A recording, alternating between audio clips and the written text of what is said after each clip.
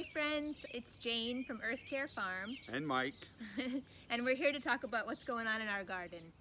We had a question about potatoes recently, so we're going to show you. We planted our potatoes probably about a month ago, and it's just been so cold that they're very slowly growing, but they are starting to come up. And this is what they look like. Cooper, my son's going to pan down here.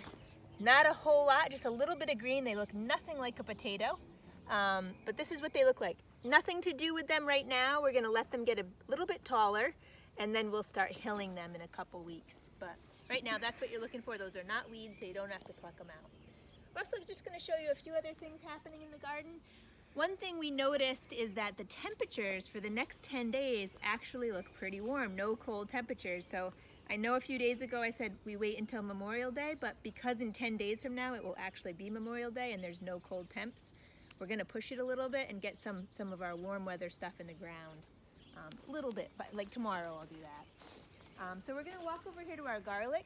Yep, Coop's panning out there. We've not a whole lot coming up yet, but you'll be amazed at what happens in the next couple weeks.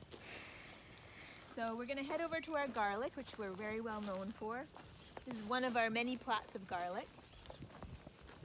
This is what garlic looks like in May. It's just getting tall, it's about knee-high, and it's looking really good right now. I'm psyched with it. This little bit of yellow and just is actually a natural thing. They'll get more and more yellow as the season goes on. These are going to soon have garlic scapes, this little curlicue. That will happen at the beginning of June, and those are actually delicious. They make a great pesto. You can saute them. Fantastic. But right now, nothing to do. Just keep these guys weeded. We did put straw down. That helps keep the weeds at bay.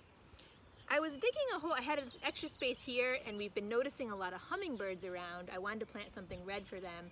So I have this scarlet runner bean that I wanted to plant in this garden. And as I'm digging this hole, like a good foot away from these garlic plants, I'm noticing garlic roots way out here. And I just thought I'd bring this to your attention because this is what happens when your soil has amazing tilth, when the texture is nice and soft and just full of beautiful richness. You get roots that can just grow to where they want to be. They want to get deep. That really helps them get water from deep depths, prevents drought from affecting them, lets them just tap into those micronutrients that are in the soil. You end up with a healthier plant, more nutritious plant.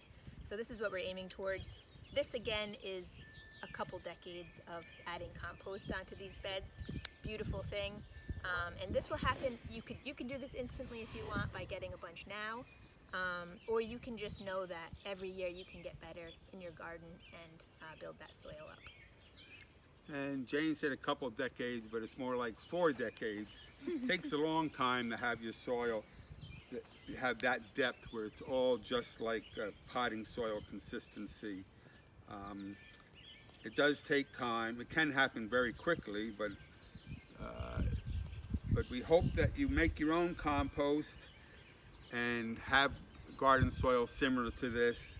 And if you don't have enough of your own, you can always purchase compost. But it takes a long time to have soil like that. And that depth is,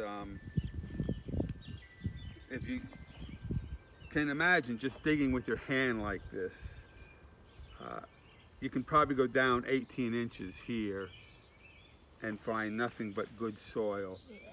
And for you older gardeners or homesteaders or farmers that have good soil, one of the biggest joys is to find somebody else that wants to work it as you have the inability physically to work it yourself.